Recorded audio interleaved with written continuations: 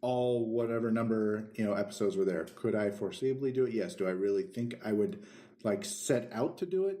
No. But, on a lunch break where, actually where I work has this really great outdoor patio with, cool.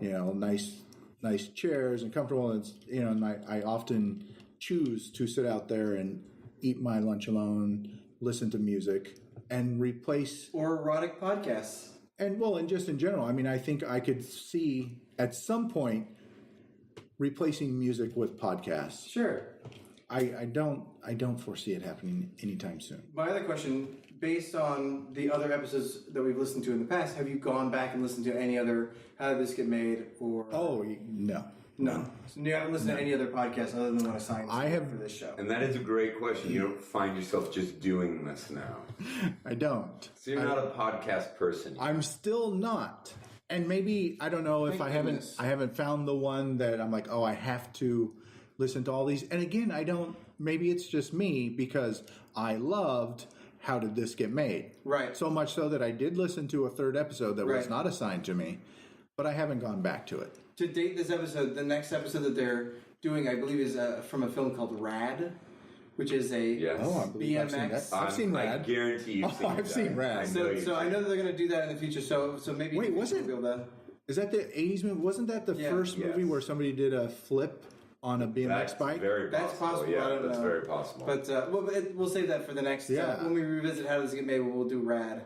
Yeah. But, John, I believe you have a collection of questions. We do. We have another game for you, Doug, because, again, the listeners are demanding. Just dying for it. Right. Camera. They love it. Banging the drum. We're going to use Doug's word, we're going to get inside Doug's box. Oh, no. Yet again. Which totally makes a different kind of context due to the nature of the podcast that we reviewed today. Yes. Doug's box is a very different kind of... It's completely different. And along those lines, for all our female listeners, we apologize for talking for about 8 minutes about vaginas since we're three guys. We're all big fans. I think we can go longer, but we obviously...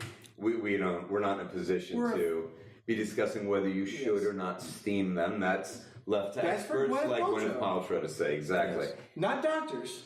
Not Paltrow. Look, I don't trust doctors, first of all. Wait, you never even touched on the yoni, so to our listeners, you should Google yoni. I don't want to touch on a yoni. We did brush over the yoni. Yes. So we blew off the yoni. I'm okay with that. Eastern medicine. Okay. Well, a fun side project for our listeners. Yeah. Look up yoni when your kids aren't around. If you've got questions. Yeah, don't do it at work, by the way. No. Or erase your search history if you do. Doug, as you're probably aware, this was our first international podcast, hailing from Great Britain, right? So with that in mind, we thought we'd take a fun trip around the world with Around the World in 80 Dougs. Wow, okay. Yes. Doug, that's exactly the response I'd hoped for. But I'm going to give you the name of a non-US based, or at least podcast that touches on topics that are not necessarily exclusively those of where the perspective is exclusively American. Okay. So it might be a US-based podcast, just so you know, but that talks about the perspective of folks who at least hail from somewhere else or have a different cultural perspective because ethnically their parents or their grandparents are from someone else. Or you get the idea. Yes. We don't have to go into great detail here, Dick. You understand. We all know Around the World in 80 Dougs. I don't have to explain it to you. Around the World in 80 Dougs. For our listeners who are unaware, and Doug's confused as well, every week now, Brandon will be giving us an impromptu. Remember, he does not know the name of these games until I say them live. And Brandon will give us a impromptu jingle, little lead-in music for that. Brandon, what was around the world in 80 Dougs for those who don't know how to back up their podcast to listen to again? Hit me again with that. Around the World in 80 Dougs. Does that mean there's a jingle for Inside Doug's Box? We may be punching one in. Not a game. Not a game. You want to punch one into the box, John? I would love to. I think Doug might have stepped on the end of the jingle. Will you get it one more time clean on this one? Around the World in 80 Dougs. All right, so for the listeners who are still listening at this point, Doug, I'm going to give you the name of a international podcast, or again, a podcast that deals with some international issues. Okay. And I'm going to ask you to tell me, A, where do you think it hails from? Or from where does it hail, if you're a real grammar nut, and what it's about. Or what about it, if you're a real grammar nut. Not going to go well, but sure. And Doug, no credit. This is very tough. Now, some of these may have a real clue in the name as to where they're from, but I obviously tried not to give you anything that was too obvious. If it was called, the Mexican-American Experience podcast, which there may be something like that, that would obviously be far too easy. You'd know both what it was about and the cultural perspective it was presenting. Okay, let's get into the game. Number one, the Walkout Boys. Where do you think it hails from? The Walkout Boys. Scotland. No, but it is a predominantly English-speaking nation. We'll get to where it's from. I'll tell you actually right off the bat. It's from New Zealand. Okay, interesting. Shout out to Little Empire. My thought was Australia because of the walkabout. Absolutely, very close. But that makes a great deal of sense as well. I immediately thought that was wrong. Okay. Well, Doug, you'd be right. It's from New Zealand. What do you think the Walkout Boys is about? In New Zealand. Union workers who went on strike. Okay, do you think it's maybe like a short run, like a mini-sode, or a miniseries? Miniseries, thank you. Is that something that happens with podcasts? It can be, sure. Serial, limited series. Miniseries. Nice. Okay. S-Town, a very popular miniseries.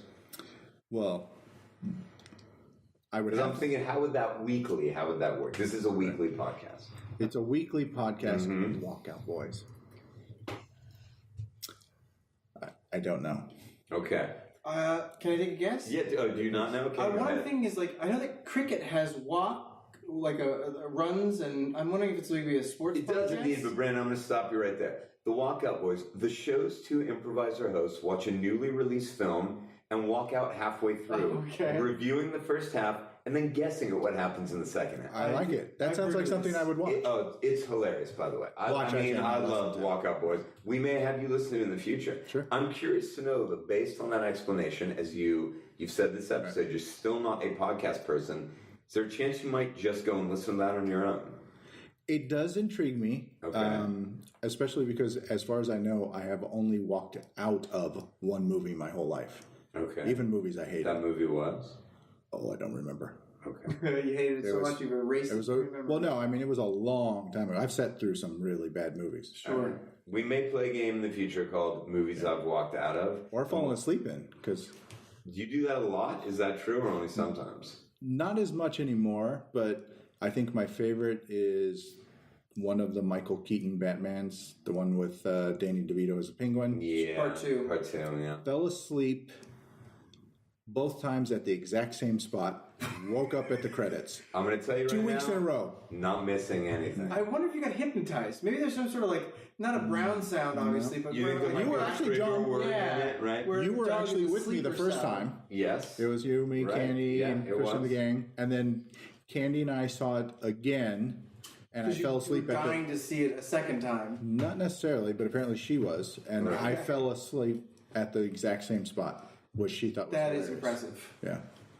Again, whoever is updating our Wikipedia page, I hope you're getting all this. Keep all this information. Doug, the Infinite Monkey Cage. Where do you think it's from? The Infinite Monkey Cage. I would like it to be from an Asian country. Pick one. I feel like this is risky ground, but I'm going to say, Doug, why do you want the Infinite Monkey Cage to be from an Asian country?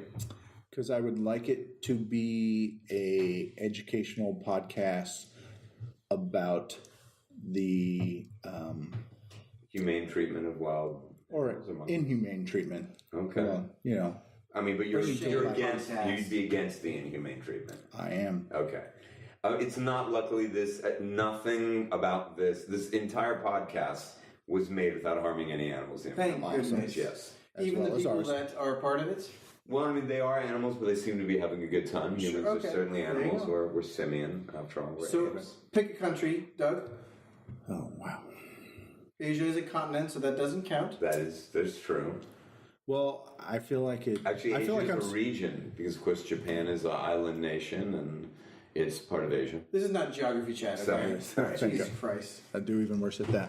Fun fact, Rocky Flintstone, geography related to geology, claims that one of the reasons he chose Flintstone as the last name in his nom de plume, and I got to say nom de plume 3 times, not 4 times in the podcast, excited. Is because he has a degree in geology. Oh, interesting. Yeah, Flintstone. Not a Hanna-Barbera reference. Nope. Not a huge fan of the toga-wearing, You know what, I take that back. He claims also because he always felt that